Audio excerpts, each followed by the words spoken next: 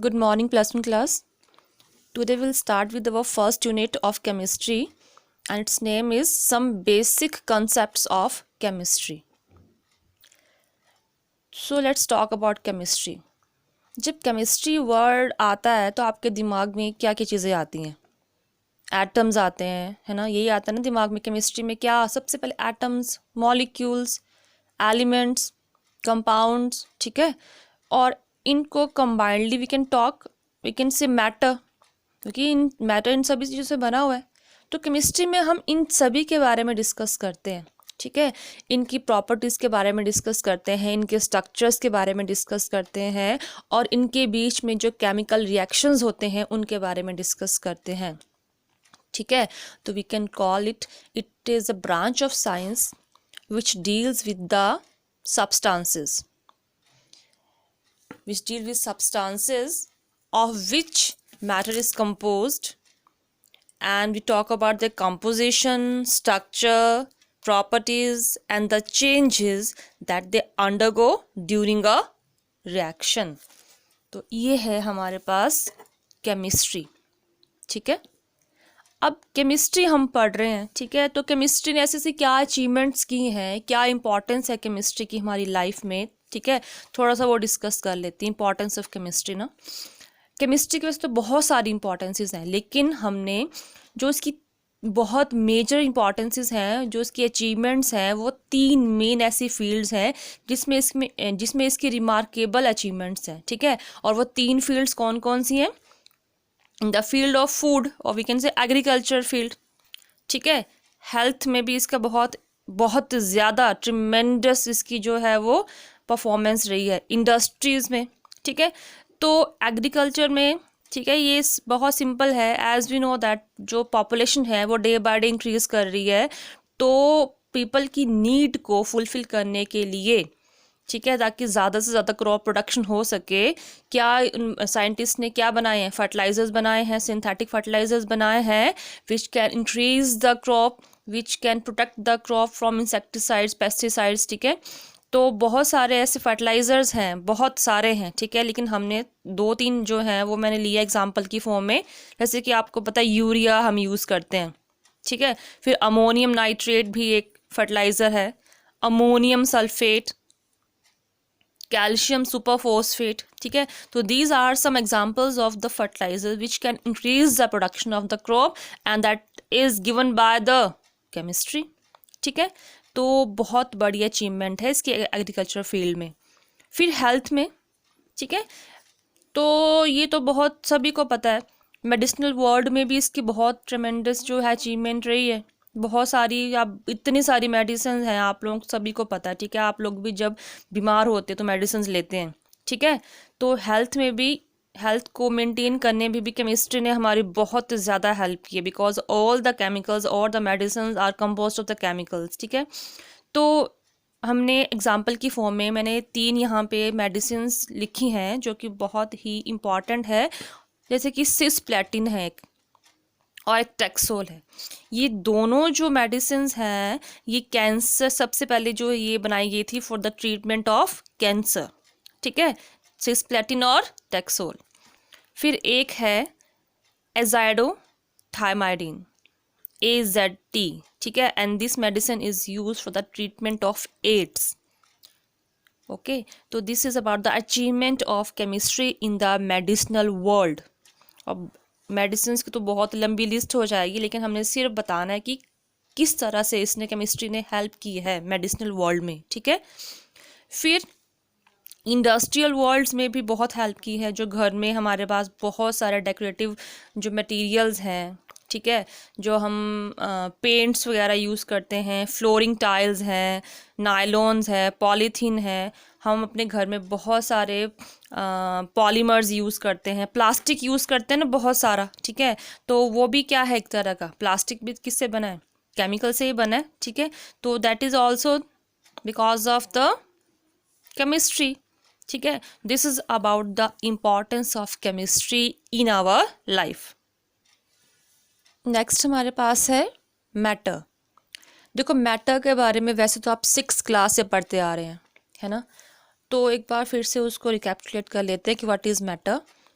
कोई भी ऐसी चीज़ ना जिसका अपना मास है, ठीक है, और जो स्पेस ऑक्यूपाई कर रहा है, और जिसकी प्रेजेंस को हम अपनी सेंसेस, वी हैविंग 5 सेंसेस, तो 5 सेंसेस में से किसी भी एक सेंस के थ्रू अगर हम उसको फील कर पा रहे हैं उसकी प्रेजेंस को, तो वो क्या कहलाता है? That is matter.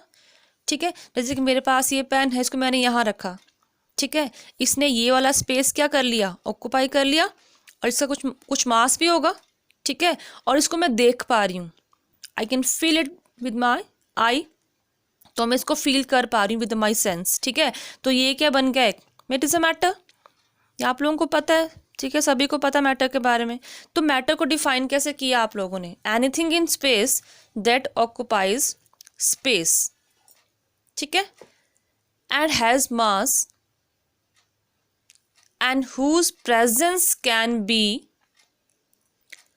Felt by any of 5 senses. वो सारी की सारी चीज़ें किस में आ जाती हैं? मैटर में आ जाती हैं। ठीक है, अब आपने क्लासिफिकेशंस भी पढ़ी हैं मैटर की, तो अभी हम इसी को दोबारा से कर रहे हैं, क्लासिफिकेशन ऑफ मैटर। तो we having basically we having 2 types of classification. First one is physical classification, second one is chemical classification. तो firstly will discuss about physical classification. As you know, this classification is based on the particle spaces between the particles and the intermolecular forces of attraction. ठीक है, इन्हीं के according कि इनके बीच में intermolecular forces कैसी हैं, इनमें पार्टिकल्स के बीच में गैप कैसा है, इसको सब देखते हुए हमारे पास ये फिजिकल क्लासिफिकेशन आती है. ठीक है, first is solid, liquid, gas, plasma, and fifth one is Bose-Einstein condensate. जो कि इंटरपार्टिकुलर स्पेसिस के बीच में कैसा कैसा गैप है, वो सिर्फ इन तीनों के लिए जो है वो क्लासिफिकेशन रहेगी. ठीक है, जो रेस्ट ऑफ द 2 हैं ये डिफरेंट टाइप के हमारे पास मैटर की टाइप्स हैं. ठीक है, तो वन बाय वन डिस्कस कर लेते हैं इनको. Solid, as we know, solid is that state of matter in which interparticular spaces are very less, or we can say that they having very much intermolecular forces of attraction, and that's why they having a definite shape and definite volume. ठीक है, और इसी वजह से इनकी density भी क्या रहती है? सबसे हाई रहती है. लिक्विड और एग्जाम्पल देने की जरूरत नहीं है, एग्जाम्पल आप लोगों को सभी को पता. ठीक है, सॉलिड से एग्जाम्पल क्या क्या है. लिक्विड्स क्या रहेंगे? जिनमें इंटर पार्टिकुलर स्पेसेस जो हैं थोड़े से गैप थोड़े ज़्यादा रहेगा बिटवीन द पार्टिकल्स. ठीक है, और जिसमें अगर गैप थोड़ा सा ज़्यादा है पार्टिकल्स के बीच में, डेफिनेटली यानी कि पार्टिकल्स दूर दूर है, तो उनमें फोर्सेस थोड़ी सी क्या हो जाएंगी? कम हो जाएंगी एज़ कम्पेयर टू सॉलिड, और इसी की वजह से उसका कोई डेफिनेट शेप नहीं होती है. जिस भी आप उसको जिस भी अपरेटस में डालोगे लिक्विड, उस अपरेटस की शेप क्या कर लेता है? एक्वायर कर लेता है. ठीक है, और इसकी density as compared to solid क्या रहती है? कम रहती है. Gas, as you know, particles are randomly moving here and there, that's why इसकी ना तो डेफिनेट शेप होती है ना ही डेफिनेट वॉल्यूम होता है. और इनमें कहा जाए तो जो इंटरमोलिकुलर फोर्सेस होती हैं दे आर नेग्लिजिबल. ठीक है, बहुत ही कम होती हैं. नेक्स्ट हमारे पास जो फोर्थ स्टेट है दैट इज प्लाज्मा. ठीक है, अच्छा, ये जो फर्स्ट 4 स्टेट्स है ना मैटर की, these are naturally occurring states of matter. और जो 5th वन है दैट इज मैन मेड. ये मैन मेड जो है स्टेट ऑफ मैटर है. अच्छा, प्लाज्मा क्या है? ठीक है, प्लाज्मा एक्चुअली में अर्थ में नहीं, एक्चुअली ये हमारे यहाँ पे नहीं पाया जाता है. It is mainly it is found in the universe. ठीक है, तो प्लाज्मा क्या है? It is composed of highly energetic particles ना. ठीक है, having very high kinetic energy. कैसे बनाया गया प्लाज्मा ना? ये कैसे बनता है? जैसे कि सन में है प्लाज्मा. ठीक है, तो वहाँ पे गैसेस हैं. जब गैसेस को हम बहुत हाई टेम्परेचर पे रखते हैं, ठीक है, तो उस टाइम पे क्या होता है? The gases get ionized. Gases get ionize, ठीक है, वहाँ से इलेक्ट्रॉन जो है स्टक आउट कर जाते हैं बाहर की तरफ, ठीक है।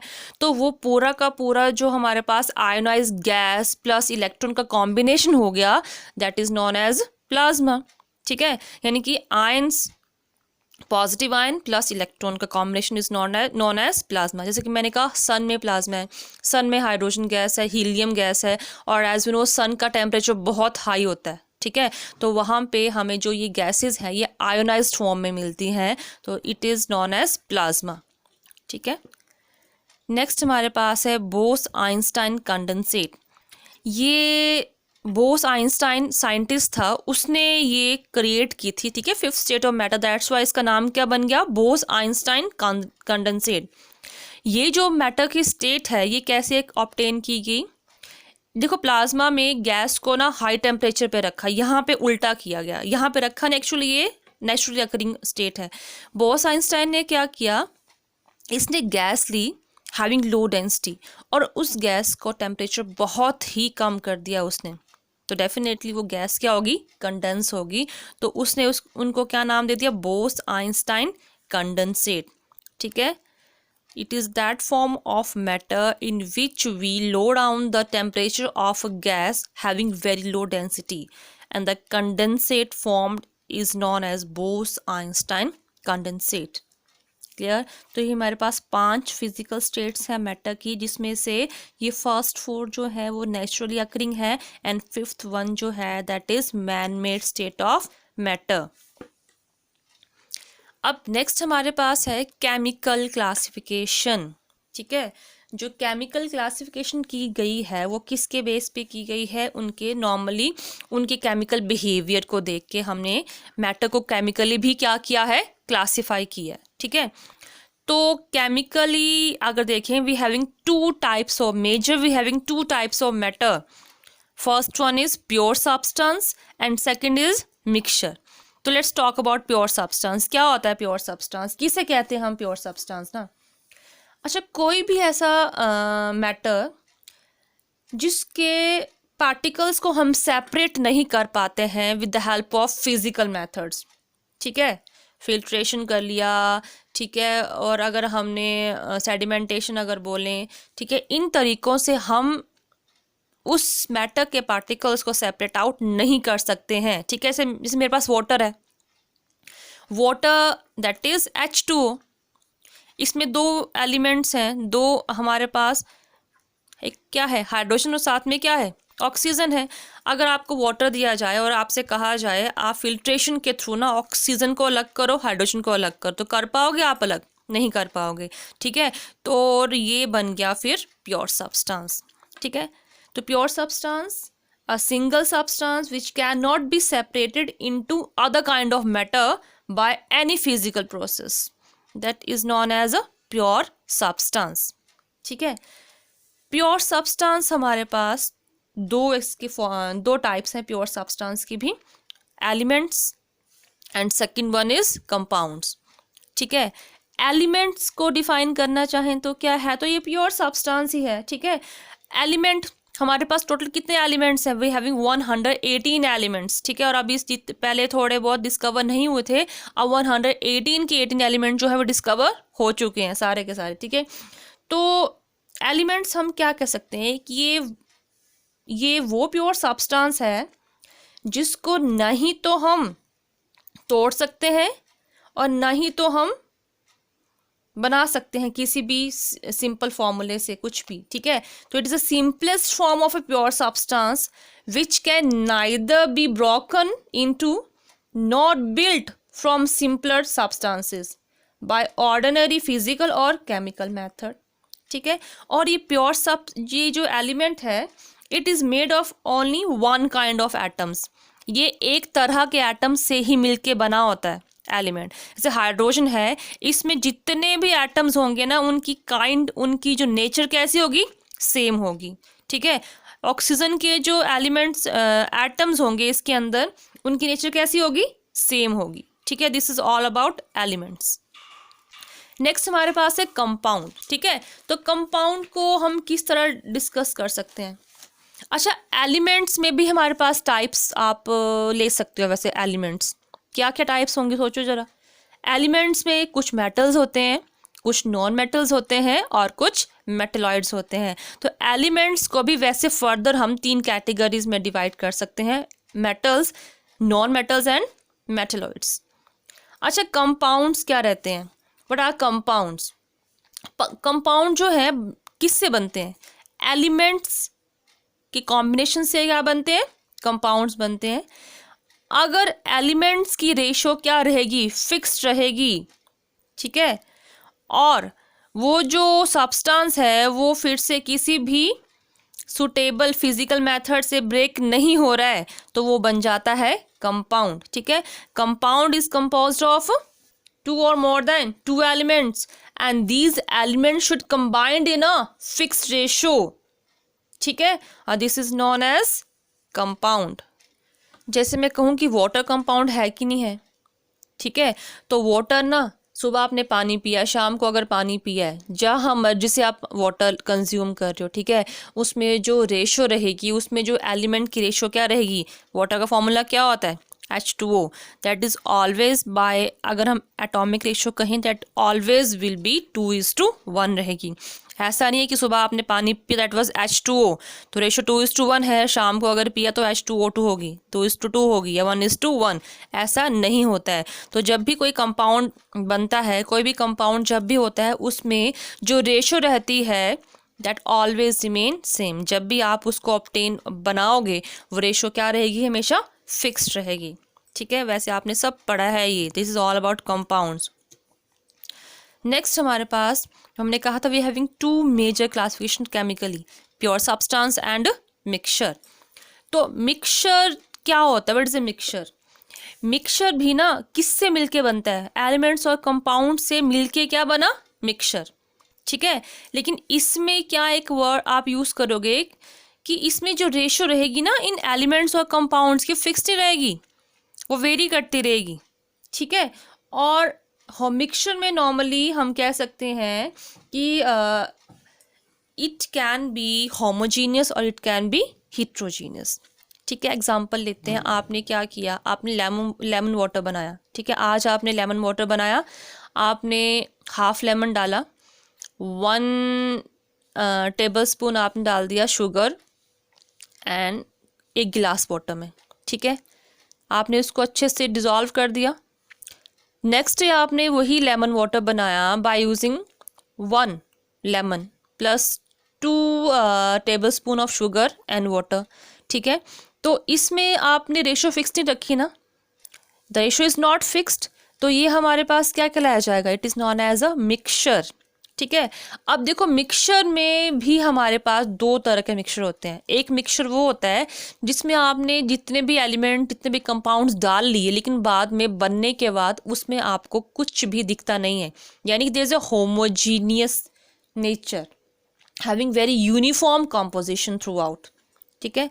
लेकिन कई मिक्सचर्स क्या होते हैं, जैसे आपने कुछ भी बनाया, ठीक है, बहुत सारे एलिमेंट्स, कंपाउंड्स मिक्स किए, तो जब आप उसको बनाने के बाद देखोगे तो सारे एलिमेंट्स, सारे कंपाउंड्स आपको अलग अलग दिख जाएंगे, यानी कि they do not have distinct boundaries and don't having uniform composition. तो जिनकी कॉम्पोजिशन यूनिफॉर्म रहेगी उनको हम बोलेंगे होमोजीनियस, और कॉम्पोजिशन अगर यूनिफॉर्म नहीं है उसको हम बोलेंगे हिट्रोजीनियस। जैसे मैंने एग्जांपल दिया आपको अभी लेमन वाटर का, तो लेमन वाटर जब बनाते हो सब डिज़ोल्व हो जाता है, एंड में क्या दिखता है आपको? सिर्फ वाटर, तो वो हो गया होमोजीनियस मिक्सचर, ठीक है। फिर अगर मैं क्या करूँ, sand in water, clay in water डाल दूँ, ठीक है, तो उसमें आपको सब कुछ अलग अलग दिख जाएगा, तो वो कहलाया जाएगा heterogeneous mixture. This is all about the classification of matter, that is physical classification and chemical classification.